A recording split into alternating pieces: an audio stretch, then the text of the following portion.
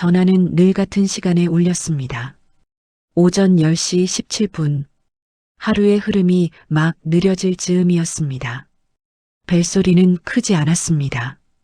오히려 너무 평범해서 더 신경이 쓰였습니다. 박정호는 잠시 휴대폰을 내려다보다가 화면을 엎어두었습니다. 받지 않으면 끝날 거라고 생각했습니다. 모르는 번호는 원래 그런 거니까요. 나와는 상관없는 일이라고 스스로를 설득했습니다. 하지만 10분쯤 지났을까요? 다시 울렸습니다. 같은 시간, 같은 리듬. 번호는 달랐습니다. 정호는 인상을 찌푸렸습니다. 차단 버튼을 누르는 손길이 익숙했습니다. 그날 이후로 그는 하루에 몇 번씩 같은 동작을 반복했습니다. 이상한 건 차단해도 끝나지 않는다는 점이었습니다. 번호는 계속 바뀌었고 전화는 정확한 시간에 다시 왔습니다. 그는 점점 벨소리에 민감해졌습니다.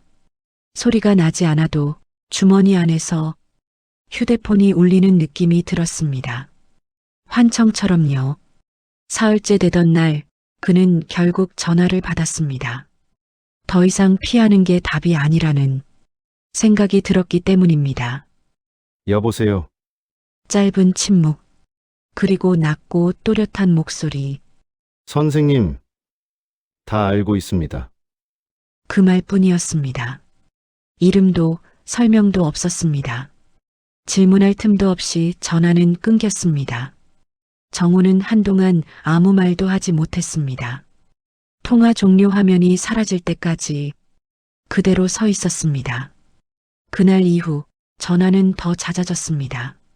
말은 없거나 확인하셨죠? 같은 짧은 문장만 남겼습니다. 협박은 아니었습니다. 부탁도 아니었습니다. 그저 이미 정해진 일을 알려주는 듯한 말투였습니다. 그 점이 가장 불안했습니다. 마치 자신이 모르는 사이 무언가에 동의해버린 사람처럼 느껴졌기 때문입니다. 밤이 되면 잠을 설쳤습니다. 벨소리가 울리지 않아도 새벽에 눈이 떠졌습니다. 정우는 스스로에게 말했습니다. 별일 아니다. 나만 그런 게 아니다. 곧 끝날 거다. 하지만 그 말들은 하루를 넘기지 못했습니다. 그는 몰랐습니다. 이 전화들이 단순한 귀찮음이 아니라는 것을, 그리고 곧 숫자가 그의 불안을 증명하게 될 거라는 것도요. 아침은 평소와 다르지 않았습니다. 박정호는 습관처럼 통장을 꺼냈습니다. 월말이 가까워지면 늘 하던 일이었습니다. 페이지를 넘기던 손이 멈췄습니다. 익숙하지 않은 숫자가 눈에 들어왔기 때문입니다. 출금 5만 원. 정우는 고개를 갸웃했습니다. 금액이 크지 않아서 더 이상했습니다. 이 정도면 기억이 나야 했습니다. 다시 한 줄 아래 7만 원. 이틀 전 날짜였습니다. 정우는 통장을 덮었다가 다시 펼쳤습니다. 착각이길 바랐습니다. 하지만 숫자는 그대로였습니다. 내가 썼나? 그는 스스로에게 물었습니다. 대답은 나오지 않았습니다. 카드를 꺼내 확인했습니다. 자동이체가 아니었습니다. 수수료도 아니었습니다. 받는 사람 이름은 처음 보는 이름이었습니다. 문득 며칠 전 그 전화가 떠올랐습니다. 확인하셨죠? 그 말이 이 숫자를 가리키는 것 같았습니다. 정우는 휴대폰을 들었습니다. 통화 기록을 확인했습니다. 차단된 번호 목록이 길게 늘어서 있었습니다. 번호 하나하나가 같은 사람일지도 모른다는 생각이 들었습니다. 그 순간 전화가 울렸습니다. 이번엔 망설이지 않았습니다. 받아야 할 것 같았습니다. 통장 보셨죠? 낮고 차분한 목소리, 정확히 필요한 말만 골라서 하는 사람처럼 들렸습니다. 이게 무슨 말입니까? 정우의 목소리가 자신도 모르게 낮아졌습니다. 상대는 웃지 않았습니다. 설명도 하지 않았습니다. 이미 처리된 부분입니다. 선생님 동의로요? 동의. 그 단어가 머릿속에서 천천히 울렸습니다. 언제 제가요? 통화 녹취는 남아 있습니다. 그 말 뒤로 아무 소리도 들리지 않았습니다. 전화는 조용히 끊겼습니다.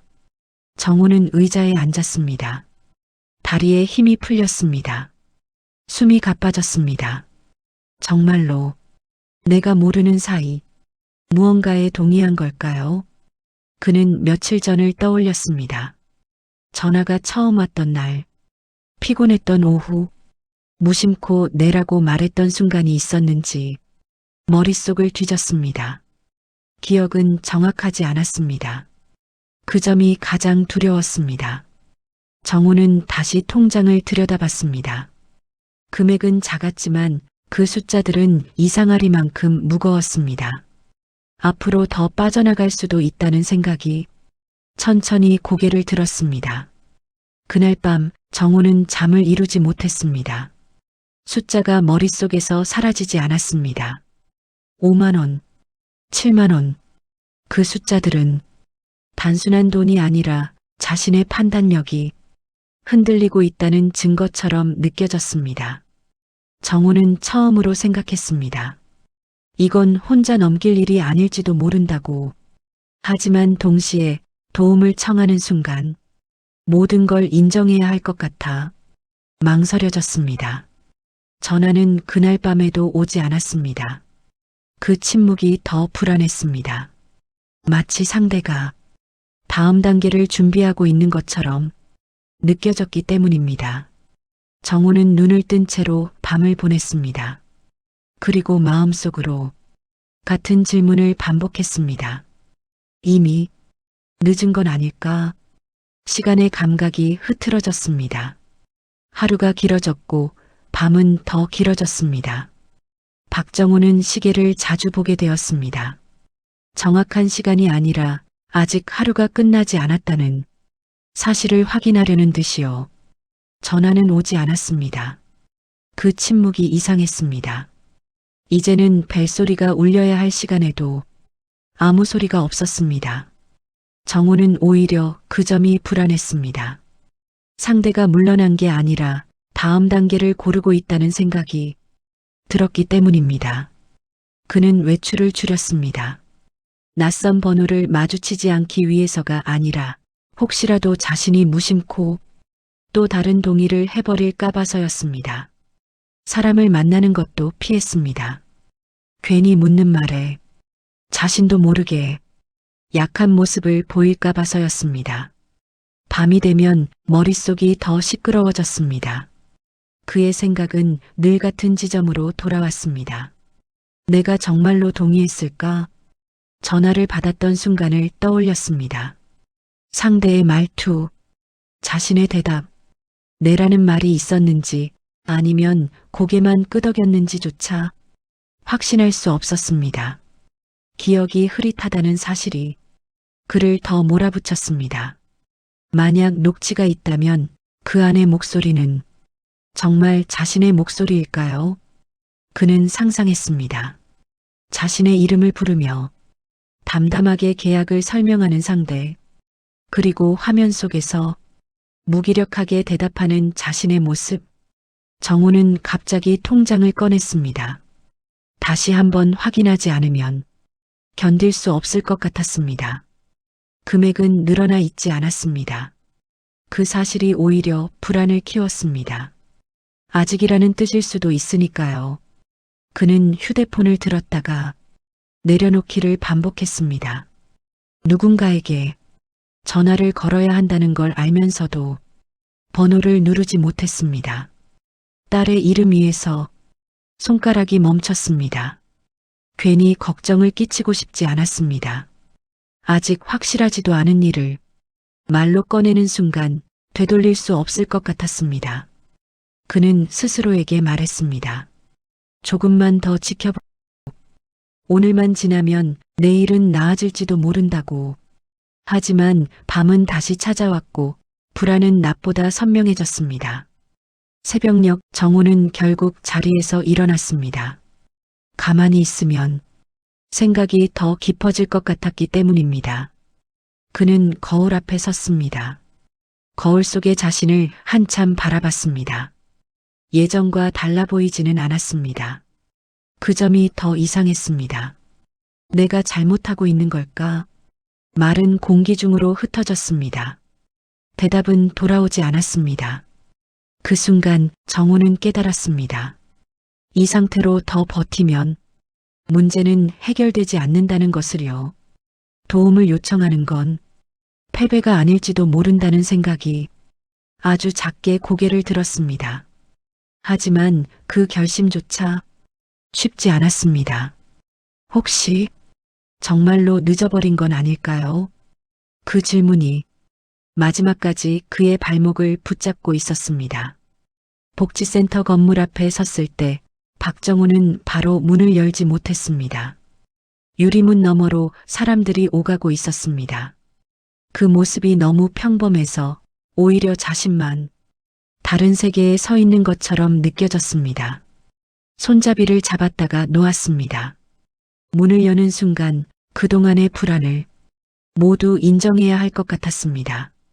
당하고 있었다는 사실을, 혼자서 해결할 수 없었다는 사실을요. 잠시 눈을 감았다가 정우는 다시 손잡이를 잡았습니다. 이번에는 놓지 않았습니다. 센터 안은 조용했습니다. 사람이 없어서가 아니라 모두가 낮은 목소리로 이야기하고 있었습니다. 그 분위기가 정호의 숨을 조금 느리게 만들었습니다. 접수대 앞에서 이름을 말할 때 목소리가 예상보다 떨렸습니다. 직원은 아무렇지 않게 고개를 끄덕였습니다. 그 반응이 오히려 마음을 놓이게 했습니다. 잠시만 기다려주세요. 의자에 앉아 기다리는 동안 정우는 손을 무릎 위에 얹고 가만히 있었습니다. 손끝에 힘이 들어가 있었습니다. 이름이 불렸습니다. 상담실 문이 열렸고 중년의 상담사가 먼저 인사를 건넸습니다. 천천히 말씀하셔도 됩니다. 그 말에 정우는 준비해온 말들을 잊어버렸습니다. 대신 처음 전화가 울렸던 날부터 차근차근 이야기하기 시작했습니다. 끊어도 계속 오던 전화, 번호가 바뀌던 순간들, 기억나지 않는 출금 내역, 그리고 동의라는 말. 상담사는 중간에 끼어들지 않았습니다. 메모를 하면서도 정우의 말이 끝날 때까지 기다렸습니다. 그분이 이런 말도 했습니다. 정우는 잠시 말을 멈췄습니다. 이미 다 알고 있다고요. 상담사는 펜을 내려놓았습니다. 그리고 아주 담담하게 말했습니다. 전형적인 수법입니다. 그 말이 공기 중에 잠시 머물렀습니다. 전형적이라는 단어가 정우의 어깨를 조금 내려놓게 했습니다. 저만 그런 게 아니지요? 네, 혼자만 겪는 일 아닙니다. 상담사는 화면을 돌려 사례를 보여주었습니다. 비슷한 전화 멘트, 비슷한 금액, 비슷한 혼란의 과정. 정우는 화면을 바라보며 고개를 끄덕였습니다. 머릿속에서 흩어져 있던 조각들이 천천히 하나로 맞춰지는 느낌이었습니다.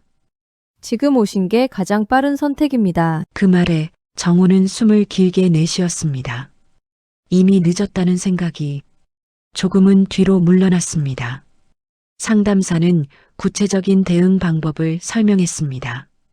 계좌 점검, 추가 차단, 가족과의 공유, 그리고 혼자 판단하지 말 것. 확실하지 않을 때는 반드시 누군가와 함께 확인하세요. 그 말은 명령이 아니라 손을 내미는 말처럼 들렸습니다. 상담을 마치고 나왔을 때 복지센터 복도는 여전히 조용했습니다.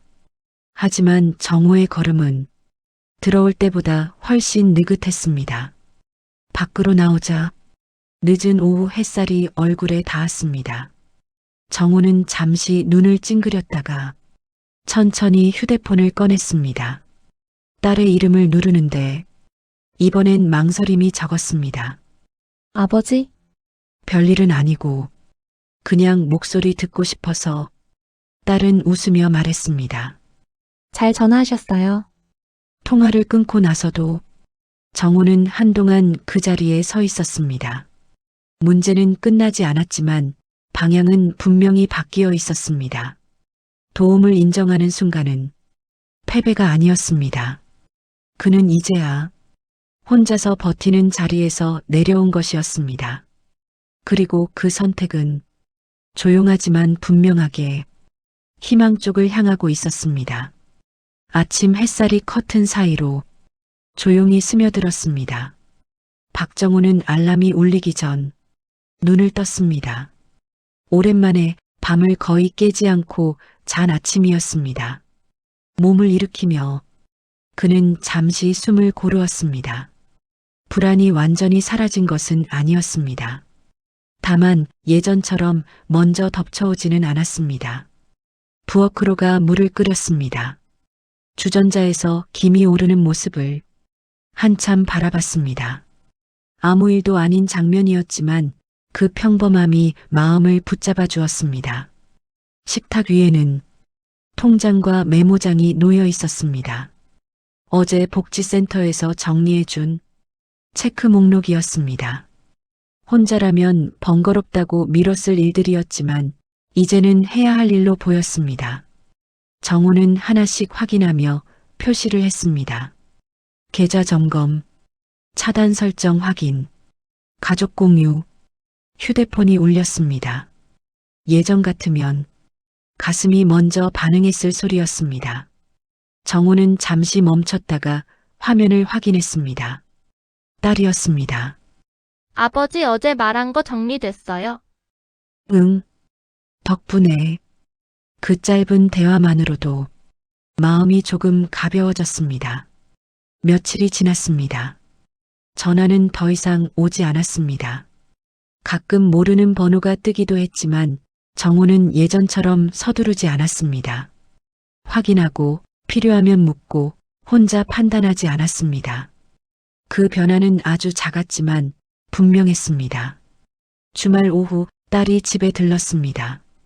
함께 식사를 하며 별것 아닌 이야기를 나눴습니다. 정호는 문득 말했습니다. 괜히 혼자 다 하려 했던 것 같구나. 딸은 잠시 웃더니 고개를 저었습니다. 아버지답죠. 그래도 이제는 같이 해도 되잖아요. 정호는 바로 대답하지 않았습니다. 대신 천천히 고개를 끄덕였습니다. 그날 저녁 딸이 돌아간 뒤 정호는 집안을 천천히 둘러봤습니다. 오래 살아온 공간이었습니다. 그동안 아무 생각 없이 지나쳤던 물건들이 조금은 다르게 보였습니다. 창가에 서서 불 켜진 집들과 꺼진 집들을 바라봤습니다. 각자의 하루가 각자의 방식으로 끝나고 있을 겁니다.